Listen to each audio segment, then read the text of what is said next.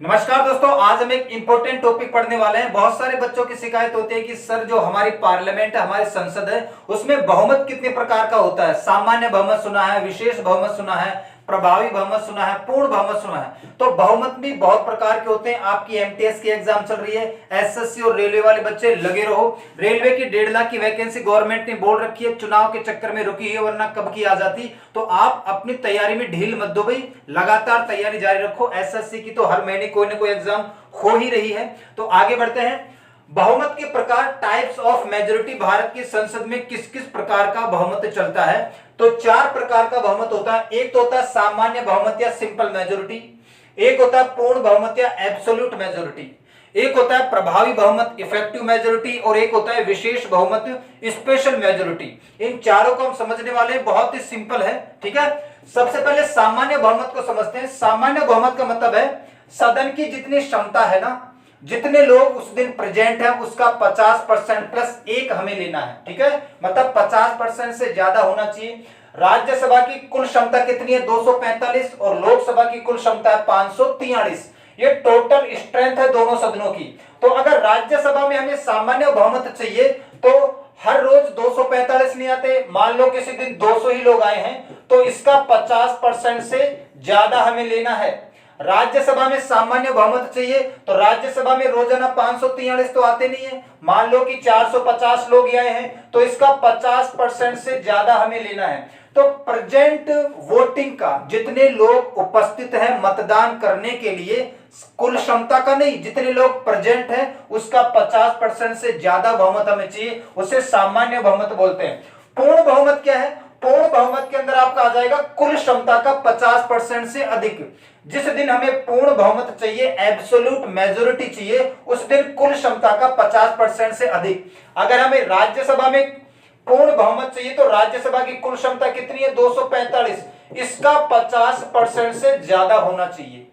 50% करो, आधा करो, प्लस 1 और मिल जाए, अपना काम हो गया। ज्यादा वोट मिल जाते हैं तो अच्छी बात है। अगर लोकसभा में हमें पूर्ण बहुमत चाहिए तो लोकसभा की कुल क्षमता कितनी है? 543। 543 का हमें 50% से अधिक चाहिए। तो इन दोनों के बीच में डिफरेंस क्या है?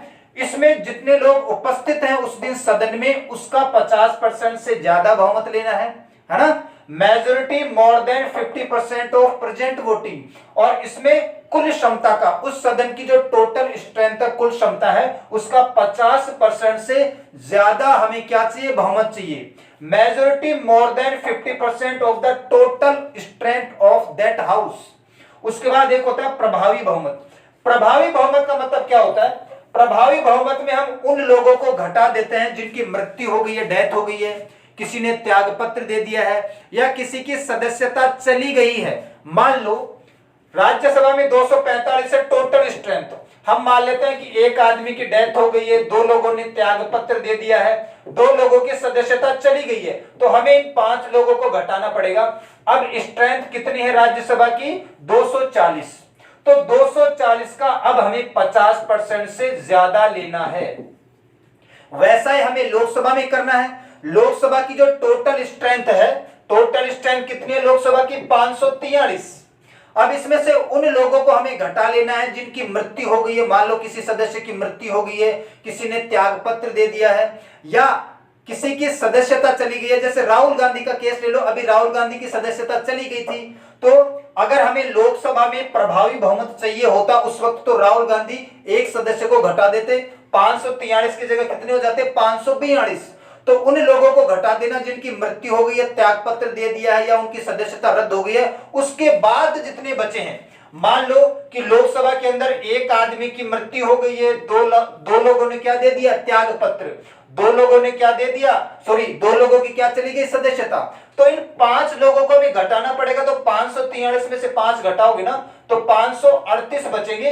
अब इस 538 का 50% से अधिक हमें बहुमत चाहिए। इसको हम क्या कह देंगे? प्रभावी बहुमत। तो प्रभावी बहुमत या इफेक्टिव मेजोरिटी का मतलब होता है सदन की जो कुल क्षमता है, सदन की कुल क्षमता में से उन लोगों को घटा लेना है जिनकी मृत्यु हो गई है, या त्यागपत्र दे दिया है, या सदस्यता चली गई है। उसके बाद उसका 50% हमें कर लेना है।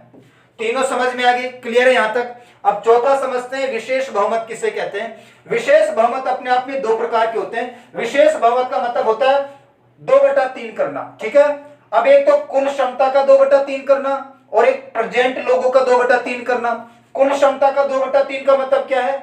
245 का 2/3 या 543 का 2/3 अगर लोकसभा में चाहिए तो। और प्रेजेंट वोटिंग का मतलब क्या है? जितने लोग उपस्थित है। मान लो राज्यसभा में 245 नहीं आए, ठीक है, 215 लोग ही आए हैं, तो इसका 2/3 करना है। जितने लोग उपस्थित है, प्रेजेंट वोटिंग। मान लो लोकसभा में 543 रोजाना तो नहीं आते हैं, कितने आए? मान लो 450 मान लेते हैं, तो 450 का 2/3।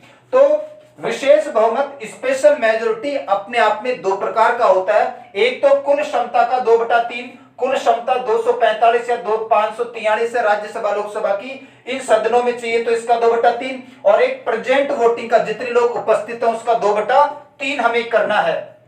कुल क्षमता का 2/3 की जरूरत हमें कहां कहां पड़ती है? जैसे देखो, प्रभावी बहुमत मैंने आपको पढ़ाया होगा उपराष्ट्रपति के टाइम पे। उपराष्ट्रपति को जब हटाते हैं ना, तो प्रभावी बहुमत चाहिए हमें राज्यसभा में। विशेष बहुमत कहां कहां जरूरत पड़ती है? इस वाले विशेष बहुमत की कुल क्षमता का 2/3, जो टोटल क्षमता है उस सदन की, उसका 2/3। अगर हमें राष्ट्रीय आपातकाल लगाना है, नेशनल इमरजेंसी लगाना है, तो दोनों सदनों में ये वाला हमें बहुमत चाहिए। अगर हमें राष्ट्रपति का महाभियोग की प्रक्रिया को पास करवाना है, तो राष्ट्रपति का महाभियोग की प्रक्रिया के लिए भी कुल क्षमता का 2/3 विशेष बहुमत चाहिए। या हमें संविधान संशोधन करना है, संविधान संशोधन करने के लिए भी कुल क्षमता का 2/3 विशेष बहुमत चाहिए। और ये प्रेजेंट वोटिंग का 2/3 बहुमत की जरूरत कहां पड़ती है? सुप्रीम कोर्ट और हाई कोर्ट के जजों को हटाने के लिए। अभी मैं आपको आगे पढ़ाऊंगा, वहां तक अब अभी हम पहुंचे नहीं है, अभी हम यहीं तक पहुंचे हैं। तो हाई कोर्ट या सुप्रीम कोर्ट, सर्वोच्च न्यायालय या उच्च न्यायालय के जजों को हटाने के लिए हमें विशेष बहुमत चाहिए। लेकिन कौन से वाला? प्रेजेंट वोटिंग का, जितने लोग उपस्थित है उसका 2/3 बहुमत मिलना चाहिए। तो ये 4 प्रकार के बहुमत आपके संसद में चलते हैं। आज के लिए इतना ही करते हैं, मिलते हैं नेक्स्ट क्लास में, तब तक के लिए सभी को धन्यवाद।